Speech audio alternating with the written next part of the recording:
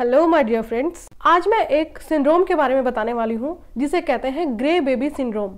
क्या होता है ग्रे बेबी सिंड्रोम, कैसे हो जाता है, क्या इसका मैनेजमेंट है, क्या इसके साइन एंड सिम्टम्स होते हैं। तो ग्रे बेबी सिंड्रोम की जानकारी आपको आज इस वीडियो में मिलने वाली है। करते हैं हम डिटेल से बात। उसके पहले अगर आप मेरे चैनल पे नए हैं तो चैनल को सब्सक्राइब जरूर कर लेना, बेल आइकन को भी प्रेस करना जिससे कि डेली आने वाली नोटिफिकेशन आपको मिले और आप मेरी एक के बाद एक आने वाली सारी वीडियोस को वॉच कर पाएंगे। पहले तो ये जानते हैं कि ग्रे बेबी सिंड्रोम किस में होता है। ग्रे बेबी सिंड्रोम होता है हमारे न्यूनेट्स में, न्यूबॉर्न बेबी में, प्री मैच्योर बेबी में, या कह सकते हैं इन्फेंट के अंदर।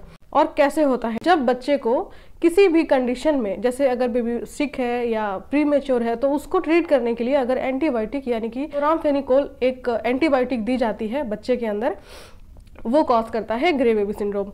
तो अब हम डिटेल से समझते हैं कि क्या इसके मैकेनिज्म है और ये कैसे कॉज करता है, क्यों कॉज करता है, क्यों ये सिर्फ इन्फेंट में ही होता है, क्यों ये एडल्ट में कॉज नहीं करता। क्योंकि जो न्यूबॉर्न्स होते हैं उनमें लीवर इमेच्योर होता है। लीवर इमेच्योर होने की वजह से क्लोरामफेनिकोल ड्रग का मेटाबॉलिज्म करने वाला एंजाइम बॉडी में एब्सेंट होता है और वो एंजाइम रिलीज कौन करता है, हमारा लीवर करता है।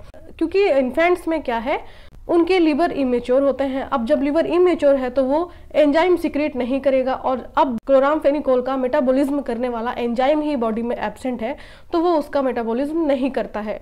और जब क्लोरामफेनिकोल का मेटाबॉलिज्म नहीं होता तो वो क्या करता है, बच्चे के अंदर टॉक्सिसिटी कॉज करता है। तो ये टॉक्सिसिटी क्या कंडीशन क्रिएट करती है, ग्रे बेबी सिंड्रोम। ये मैंने एक आपको छोटे लाइन में समझाने के लिए बता दिया है। अब समझते हैं इसके मैकेनिज्म को। तो फ्रेंड्स, मैकेनिज्म तक पहुंचने से पहले 2 लाइन जानना बेहद जरूरी है, जैसे कि immature liver does not form enzyme UDP-GT।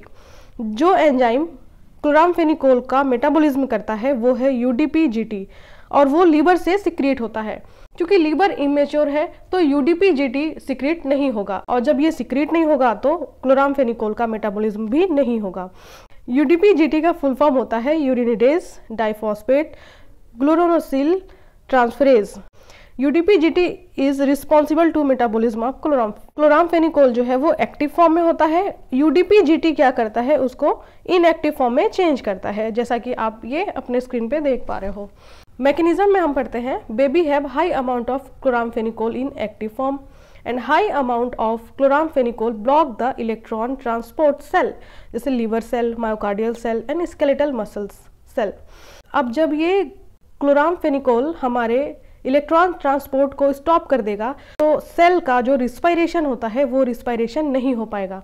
मतलब कि हमारी बॉडी में जो इलेक्ट्रॉन ट्रांसपोर्ट है वो ब्लॉक हो जाएंगे और जब वो ब्लॉक हो जाएंगे तो जो सेल का रिस्पायरेशन होता है वो भी ब्लॉक हो जाएगा। तो जब सेल का रिस्पायरेशन डिस्टर्ब होगा तो हमारे सेल के अंदर नेक्रोसिस कॉज करेगा, साइनोसिस कॉज करेगा, सेल डेथ होंगे एंड धीरे धीरे जो हमारे सेल का कलर है यानी स्किन का कलर है वो क्या होगा, ब्लूइश और थोड़ा ग्रे कलर का देखने को मिलता है, जैसा आप इमेज देख रहे हो। इस तरीके से जो बेबी की स्किन है वो शो होती है।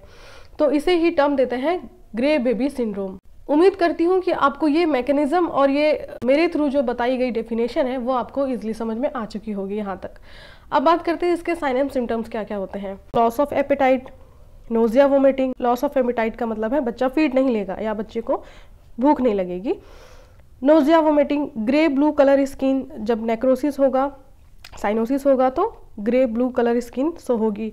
हाइपोटेंशन हो सकता है, increase lactic acidosis and hypothermia, बच्चे में हाइपोथर्मिया भी होगा और हाइपोथर्मिया को हम बोलते हैं साइलेंट किलर। तो ये तो थे इसके साइन एंड सिम्टम्स। अब बात करते हैं कि इसका मैनेजमेंट क्या होता है। मैनेजमेंट में 2 चीजें ध्यान रखनी है। एक तो इमीडिएट स्टॉप क्लोरामफेनिकोल ड्रग्स। जब हमें ये सारे सिम्टम्स देखने को मिलते हैं या बेबी में कुछ स्किन चेंजेस देखने को मिलते हैं तो हमें वहाँ पे क्लोरामफेनिकोल ड्रग को स्टॉप कर देना चाहिए इमीडिएटली। और सेकंड होता है कि कुछ सिम्टोमेटिक्स ट्रीटमेंट देना चाहिए। सिम्टोमेटिक्स ट्रीटमेंट मतलब जो सिम्टम्स आ रहे हैं बच्चे में उसको सबसाइड करने के लिए सिम्टोमेटिक्स मैनेजमेंट किया जाता है। तो फ्रेंड्स, ये थी एक छोटी सी जानकारी जो आपको नंदिनी स्टडी पॉइंट के चैनल पे मिली है। तो ऐसे ही मेडिकल लाइन से जुड़ी और भी जानकारी पाने के लिए आप मेरे चैनल को सब्सक्राइब कर सकते हैं। फिर मिलेंगे नेक्स्ट वीडियो में, तब तक के लिए टेक केयर, बाय बाय।